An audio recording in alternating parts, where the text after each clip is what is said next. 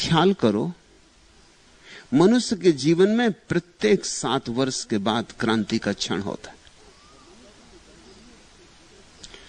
जैसे 24 घंटे में दिन का एक वर्तुल पूरा होता है, ऐसे 7 वर्ष में चित्त की सारी वृत्तियों का वर्तुल पूरा होता है। हर 7 वर्ष में वो घड़ी होती है कि अगर चाहो तो निकल भागो।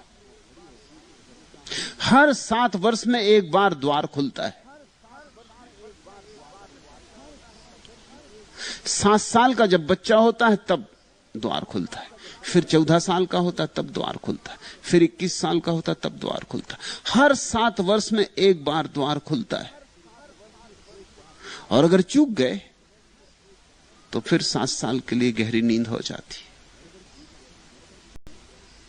हर 7 साल में तुम परमात्मा के बहुत करीब होते हो। जरा सा हाथ बढ़ाओ कि पालो। इसी 7 साल को हिसाब में रखकर हिंदुओं ने तय किया था कि 50 साल की उम्र में व्यक्ति को वानप्रस्थ हो जाना चाहिए। 49 साल में 7वां चक्र पूरा होता है, तो 50वें साल का मतलब है 49 साल के बाद जल्दी कर लेनी चाहिए। आदमी अब 70 साल जीता है, वो 100 साल के हिसाब से बांटा गया था। अब आदमी 70 साल जीता है। तो तुम्हारे जीवन में थोड़े मौके नहीं आते, बहुत मौके आते, लेकिन हर मौका अपने साथ बड़े आकर्षण भी लेके आता, दरवाजा भी खुलता है और संसार भी अपनी पूरी मनमोहकता में प्रकट होता है। 7 साल का बच्चा अगर जरा जाग जाए या सद्गुरु का साथ मिल जाए तो क्रांति घट सकती, क्योंकि यह घड़ी है जब अहंकार पैदा होता है। और यही घड़ी है कि अगर इसी घड़ी में कोई अपने को संभाल ले तो सदा के लिए निरअहंकारी हो जाता। अहंकार के पैदा होने का मौका ही नहीं आता। तुमने देखा 7 साल के बाद बच्चे हर बात में नहीं कहने लगते। तुम कहो ऐसा नहीं करो, वो कहेंगे करेंगे। कहे ना भी तो भी करके दिखाएंगे, करेंगे। तुम कहो सिगरेट मत पीना, वो पिएंगे। तुम कहो सिनेमा मत जाना, वो जाएंगे। तुम कहो ऐसा नहीं, वो वैसा ही करेंगे। 7 साल के बाद बच्चे के भीतर अहंकार पैदा होता है कि मैं कुछ हूं, मुझे अपनी घोषणा करनी जगत के सामने। बच्चा आक्रामक होने लगता है। यही घड़ी है जब अहंकार जन्म लेता है।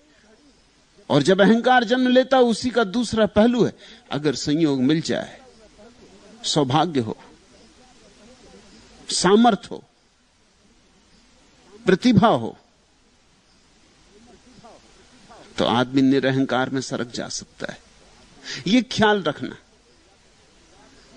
दोनों चीजें एक साथ होती हैं। या तो अहंकार में सरकना होगा और या निरअहंकार में।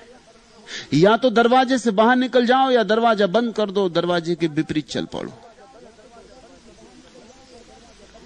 ऐसा ही फिर 14 साल में होता है, काम वासना का जन्म होता है। या तो काम वासना में उतर जाओ और या ब्रह्मचर्य में। वो संभावना भी करीब है, उतने ही करीब है। ऐसा ही फिर 21 साल में होता है। या तो प्रतिस्पर्धा में उतर जाओ जगत की, ईर्षा, संघर्ष, प्रतियोगिता, द्वेष, और या अप्रतियोगी हो जाओ। ऐसा ही फिर 28 साल की उम्र में होता है। या तो संग्रह में पड़ जाओ, परिग्रह में पड़ जाओ, इकट्ठा कर लूं, इकट्ठा कर लूं, इकट्ठा कर लूं, या अपरिग्रही हो जाओ। देख लो कि इकट्ठा करने से क्या इकट्ठा होगा, मैं भीतर तो दरिद्र हूं और दरिद्र रहूंगा। ऐसा ही फिर 35 साल की उम्र में होता है। 35 साल की उम्र में तुम अपनी मध्य अवस्था में आ जाते हो, दोपहरी आती जीवन की। या तो तुम समझो कि अब ढलान के दिन आ गए, अब रूपांतरण करूं, अब वक्त आ गया, उतार की घड़ी आ गई, अब जिंदगी रोज रोज उतरेगी, अब सूरज ढलेगा और सांझ करीब आने लगी। 35 साल की उम्र में सुबह भी उतनी दूर है, सांझ भी उतनी दूर है, तुम ठीक मध्य में खड़े हो। लेकिन अधिक लोग बजाय समझने की कि मौत करीब आ रही, अब हम मौत की तैयारी करें, मौत करीब आ रही ये सोच के हम कैसे मौत से बचें, इसकी चेष्टा में लग जाते। इसलिए दुनिया की सर्वाधिक बीमारियां 35 साल और 42 साल के बीच में पैदा होती। तुम लड़ने लगते हो मौत से। मौत से लड़ोगे, जीतोगे कहां? जितने हार्ट अटैक होते हैं, जितने मानसिक तनाव होते हैं, वो 35 और 42 के बीच में होते हैं। ये बड़े संघर्ष का समय है। अगर 35 साल की उम्र में एक व्यक्ति समझ ले कि मौत तो आनी ही है, लड़ना कहां है, स्वीकार कर ले, न केवल स्वीकार कर ले बल्कि मौत की तैयारी करने लगे, मौत का आयोजन करने लगे। और ध्यान रखना, जैसे जीवन का शिक्षण है ऐसे ही मौत का भी शिक्षण है। अच्छी दुनिया होगी कभी, और कभी वैसी दुनिया थी भी, तो जैसे जीवन को सिखाने वाले विद्यापीठ हैं वैसे ही मृत्यु को सिखाने वाले विद्यापीठ भी थे। अभी दुनिया की शिक्षा अधूरी, ये तुम्हें जीना कैसे ये तो सिखा देती, लेकिन ये नहीं सिखाती कि मरना कैसे, और मरना है अंत में। तो तुम्हारा ज्ञान अधूरा है। तुम्हारी नाव ऐसी है कि तुम्हारे हाथ में एक पतवार दे दी और दूसरी पतवार नहीं। तुमने कभी देखा एक पतवार से नाव चला के देखी? अगर तुम एक पतवार से नाव चलाओगे तो नाव गोल गोल घूमेगी, कहीं जाएगी नहीं, उस पार तो जा ही नहीं सकती, बस गोल गोल चक्कर मारेगी। 2 पतवार चाहिए, दोनों के सहारे उस पार जाया जा सकता है।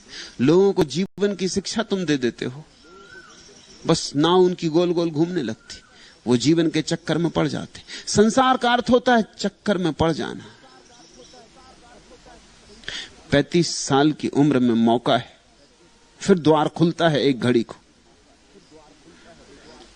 मौत की झलकें आनी शुरू हो जाती, जिंदगी पर हाथ खिसकने शुरू हो जाते।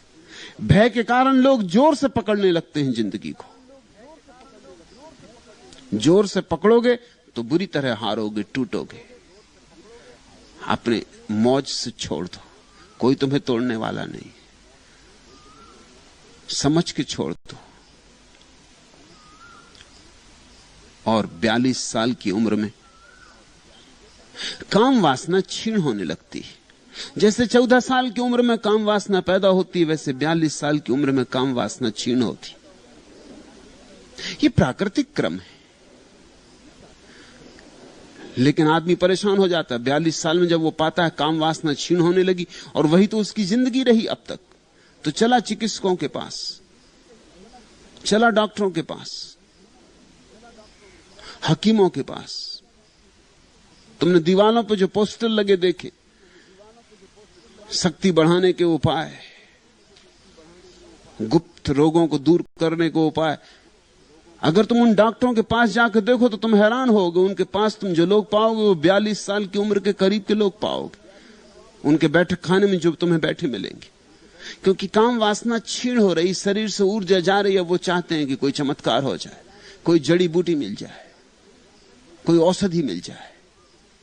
नहीं कोई औषधि है कहीं, लेकिन इनका शोषण करने के लिए लोग बैठे हुए। वैद्य, चिकित्सक, हकीम वीरूमल, इस तरह के लोग बैठे हुए। और ये धंधा ऐसा है कि इसमें पकड़ाया नहीं जा सकता, क्योंकि जो आदमी आता है वो पहले तो छिपे छिपे आता है। वो किसी को बताना भी नहीं चाहता कि मैं जा किस लिए रहा हूं। वो जब उसको कोई सफलता नहीं मिलती तो दूसरे वीरूमल का द्वार खटखटाएगा, मगर कह भी नहीं सकता किसी को कि ये दवा काम नहीं आई। दवाएं कभी काम आई हैं? पागलपन है। और किसी भी तरह की मूर्खता की बातें चलती, मंत्र चलते, तंत्र चलते, ताबीज चलते, तांत्रिकों की सेवा चलती कि शायद कोई चमत्कार कर देगा और जो जीवन ऊर्जा जा रही है मेरे हाथ से वो मैं वापस पा लूंगा, फिर मैं जवान हो जाऊंगा। 42 साल की उम्र घड़ी कि आ गया क्षण जब तुम काम वासना को जाने दो। अब राम की वासना के जगने का क्षण आ गया। काम जाए तो राम का आगमन हो, फिर द्वार खुलता है मगर तुम चूक जाते। ऐसे ही हर 7 वर्ष पर द्वार खुलता चला जाता है।